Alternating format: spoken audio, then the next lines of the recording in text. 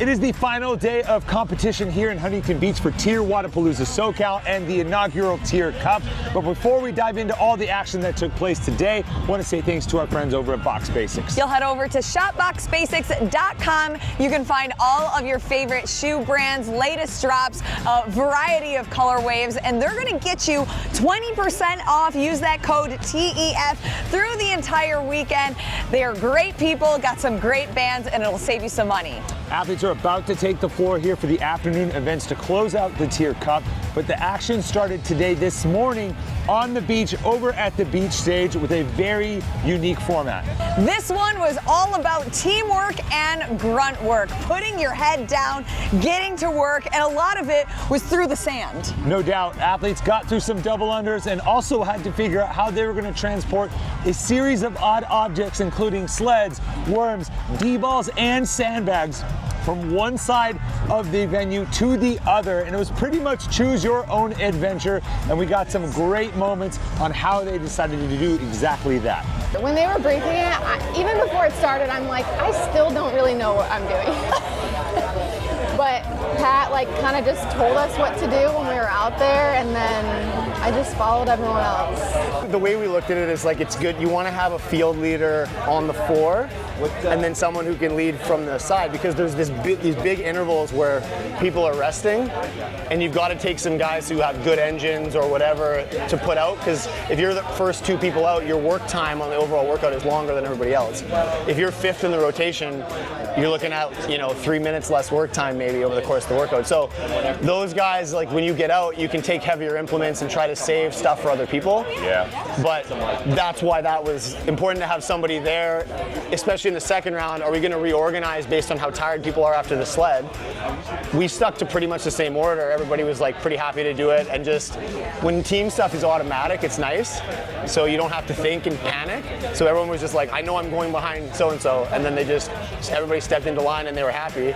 We did the quick check, everybody good, you can see me, and it was fine, everybody was good, and went out. So our leaders did put a big shift in, which is, that was Dallin and Emily, and they're going to be stepping up this afternoon as well. So, their job now is to recover and prepare for one more hard effort, and then that might be their weekend, right? Ultimately, it was Team North America that had the ace in the hole, and they want to give credit to Justin Medeiros' coach, Adam Neifer. The obvious option is 3 people carry the worm, right? And then we're well, maybe we'll go 2 people carry the worm, or 3 people carry 2 worms, or 1 person carry 1 worm. The goal was how can we accomplish the work with as few trips across the sand as possible? So we knew our trips were going to be slow because we were going to load them down heavy. But we'd rather do fewer, slower, heavier trips than more faster trips. Everything's pretty slow on the sand no matter how you do it. Certainly paid off for North America having a former USA Team Invitational coach in their corner, as well as a Affiliate Cup champion and multi-year team member as well. North America leads world 5-4, 3 events left on tap. Let's find out who will be the inaugural TYR Cup champion.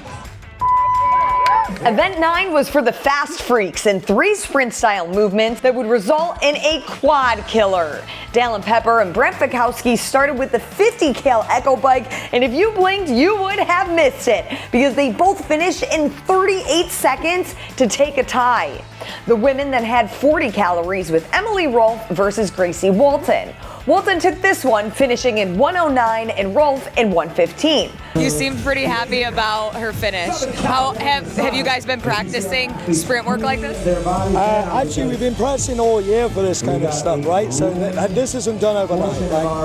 No one, you can come out, you can use the crowd and stuff, but to do that standard at this, it's a PR for her. She's up against Gracie, who's probably turning over around 90, 95 RPM. So I'm really happy. It's a great result. But keep in mind, the winning team of this event is the combined lowest time through all movements. 50 bar-facing burpees up next, and Dallin Pepper will earn that win, this time over Fikowski. For the ladies, Rolfe took the W, giving Team North America the edge by 12 seconds with just a 500-meter assault run left. And Dallin Pepper getting an early lead and keeping it to take down Fikowski as both men get off the runner and plop to the floor. Hey, Dallin, did you say it's the worst you've ever felt? Easily the worst I've ever felt. That was so bad. Up on us now. What part was it? Was it just getting buried by the bike and having to recover, or where was it? My legs, Providing some like even going into it. special equipment here this weekend. Volume-wise and Thank you intensity guys hasn't been so the same very after much. the games. So I felt a couple of the workouts. Yeah. And then Team's even got a if I'm good as fresh arm. as you can, like the effort you're putting in, Thank you to it doesn't Assault hurt as Fitness. much during as it does after. But Rolf and Walton are essentially in lockstep for the entire 500 meters, and we had to go to the official scores, but regardless, it was enough to give Team North America the event win. Scale of 1 to 10, what is the quad pump right now? Oh, bad. Really bad. Like, in between the events, I was like, I've never not trusted my body like this. Like, even going into a run, I was like, I don't even know if I can run. It was tough. People were throwing ice on my back, and I was like, I like to stay really warm, so I don't like that. But yeah, the team is great. They're just like, your little minions. Like, what do you need? What, like, here's a chair. Like, I'll pat your legs. Like, whatever. Yeah, they were great. Could you hear Kyle? He's lost his voice, but it's still yelling. Yeah, I could hear him and Dylan actually. What were the words you heard from them? Dylan likes his favorites. You're one of the best in the world. And you hear it and you're like, yeah. For event 10, 6 athletes from each team would take the floor, competing as individuals to tackle a chipper for the fastest combined time. The women were up first, and despite Toomey blowing the field away with a dominant performance, the North American women were able to hand a 26-second lead to the men thanks to Ariel Lowen, Danielle Brandon, and Alexis Raptis having the next 3 fastest times.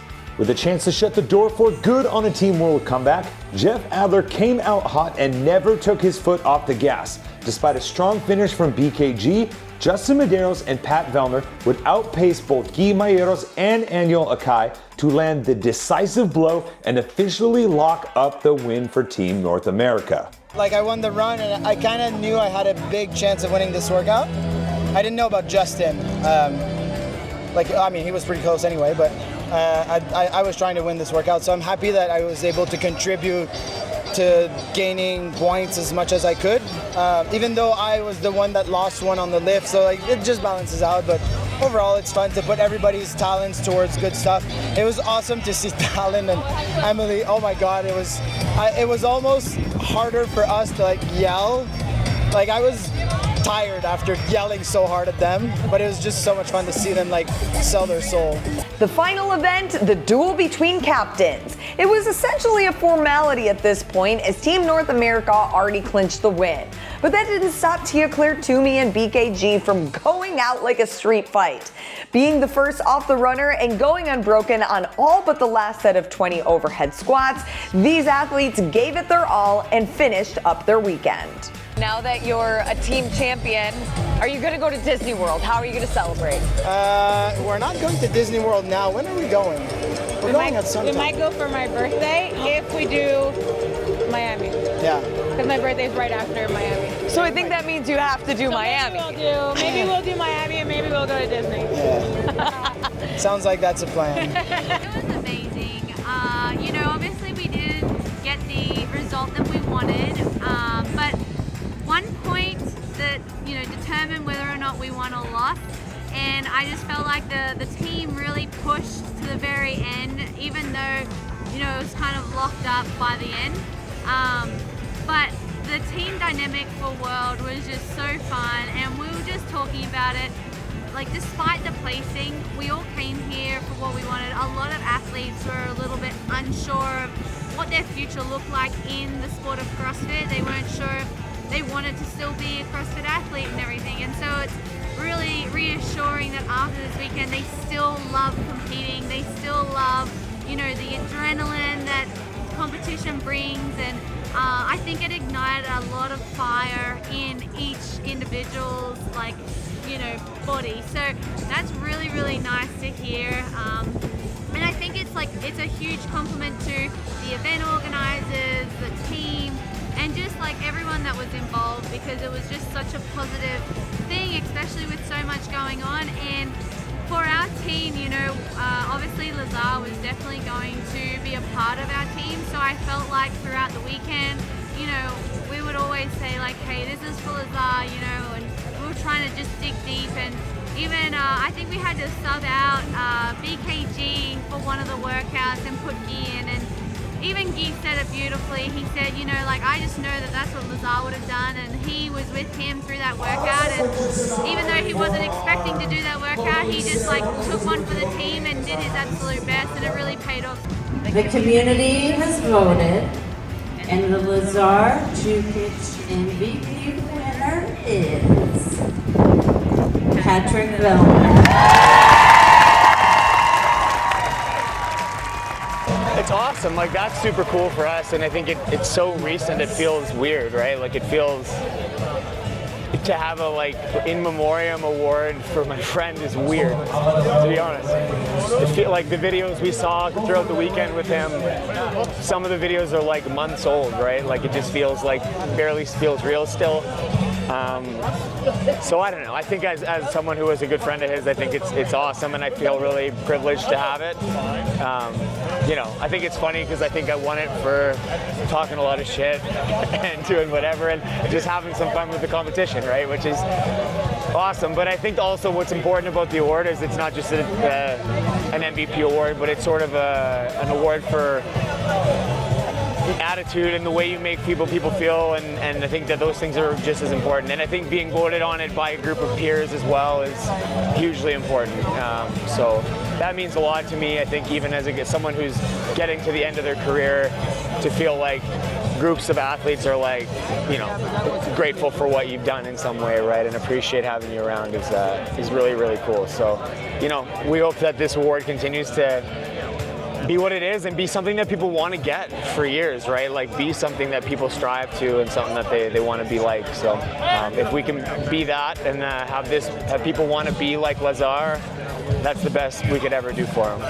And that's a wrap for SoCal TYR Congratulations to our North American champions beating world. But all in all, I think it was a solid first year. The athletes had a great time. Yeah, they did. A ton to build off of. And before we say goodbye, one last thank you to our partners for this weekend, Box Basics. Head to shopboxbasics.com. Use TEF for 20% off anything in store, including some new footwear, until the end of the month, September 28th. We'll be back later this week with more recap coverage of TYR SoCal. And of course, thank you to everyone who tuned in over this weekend. We appreciate you. Peace.